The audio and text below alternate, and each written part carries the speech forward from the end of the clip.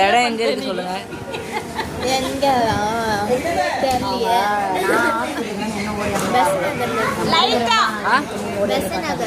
பெசநகர்ல எங்க லொக்கேட் ஆயிருக்கு?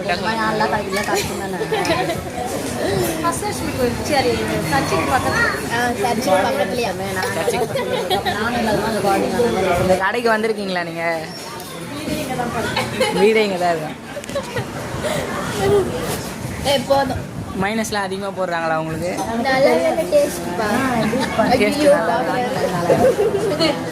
வீடு எடுக்கிறாங்க நல்லாவே.